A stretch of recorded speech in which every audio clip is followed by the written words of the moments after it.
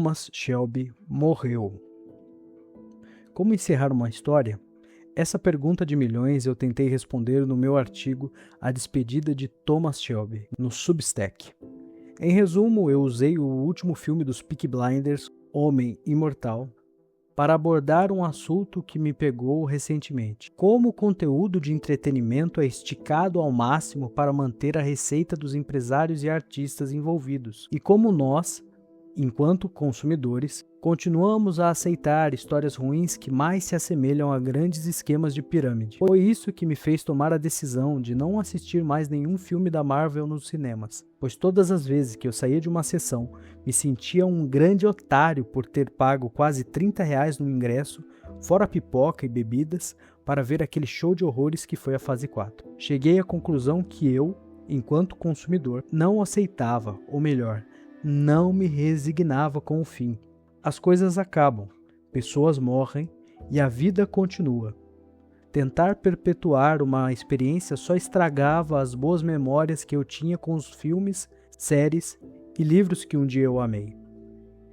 E quanto a Peaky Blinders, voltando ao tema do vídeo, conheci a série, como a maioria das pessoas, na pandemia. Maratonei rapidamente todas as temporadas.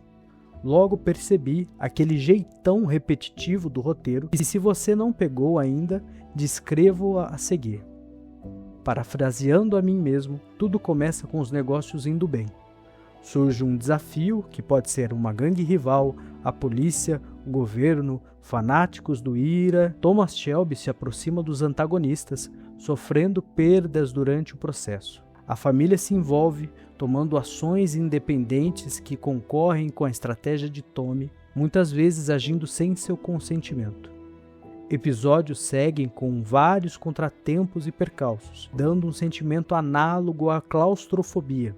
No episódio final, quando tudo parece perdido, Tommy Shelby revela que tudo fazia parte do seu plano e derrota o vilão, salvando quase todos os seus aliados. É nesse momento, quando todo mundo está impressionado com a genialidade do gangster, que eu lembro a você de curtir esse vídeo e se inscrever no canal. Lembro também sobre o meu livro que vai sair e tal, então fique ligado nas minhas redes sociais. Dito isso, a estrutura das temporadas é repetitiva? Sim, o que é esperado de qualquer série.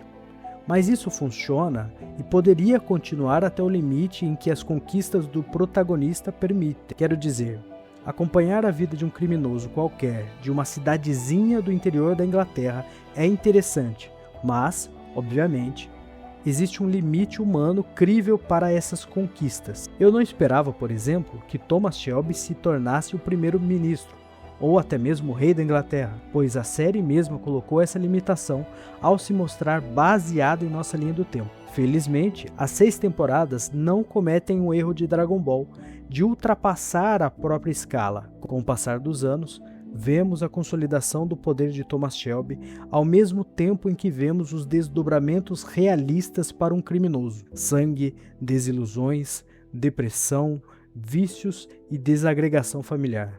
É nesta linha de realismo que eu esperava pelo filme, um encerramento da grande saga, com um final trágico previsível, a morte do patife Thomas Shelby. E foi exatamente isso que o filme me entregou. Portanto, para a sinopse temos: Thomas Shelby, o ex-líder da gangue dos Peaky Blinders, surge novamente aposentado e praticamente exilado em sua casa de campo. Com ele, apenas o antigo aliado Johnny Dogs. Amigos e familiares e outros aliados foram todos afastados pelo próprio protagonista ou morreram durante o seu processo de conquista do mundo. Agora, reflexivo, esse velho gangster é procurado por uma cigana que revela ser a sua antiga cunhada e que intercede por seu sobrinho, o bastardo Duke, que foi colocado pelo próprio Tommy como seu sucessor. Com a Inglaterra em clima de guerra, Thomas retorna do seu alto exílio para ajudar o seu filho a derrotar um novo vilão fascista. Se você acompanhou a série até o fim, deve ter tido a expectativa que eu mesmo tive.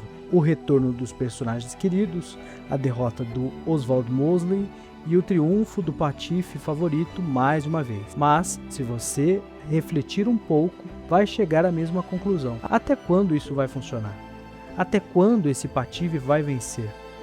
Até quando vai conquistar o mundo e submundo com suas tramóias? Como eu disse, uma hora as coisas têm que acabar, as pessoas têm que morrer, e para alguém com o estilo de vida de Thomas Shelby, era altamente provável que o seu fim seria a 7 palmos abaixo da terra ou cremado em sua carroça cigana, depois de algum fracasso em algum de seus crimes e planos mirabolantes. Essa era a ideia que eu tinha para o fim da saga de Thomas Shelby, e era isso a ideia do filme também. O grande problema foi, como sempre é, na execução. Para agradar a base, provavelmente, e pelo costume natural de quem faz isso por 6 temporadas, os roteiristas repetem aquela mesma fórmula, tentando fazer o milagre de encaixá-la em menos de 2 horas de filme. Os problemas que resultam disso são óbvios. Tanto é que todo mundo comenta. O vilão não tem peso, o clímax é resolvido muito rapidamente.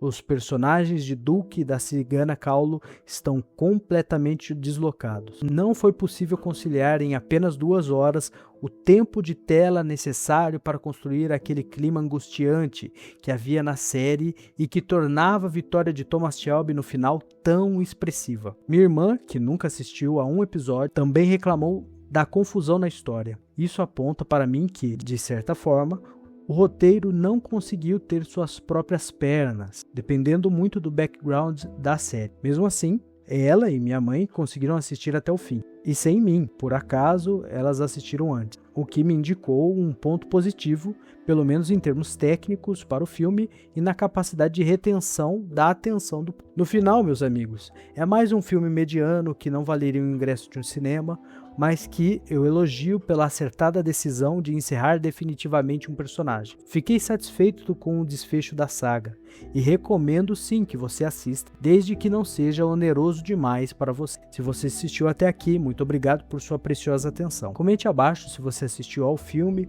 ou à série e o que você esperava. E se quiser, mande sugestões de séries, livros e outros filmes para que eu possa comentar também. E isso é tudo, pessoal.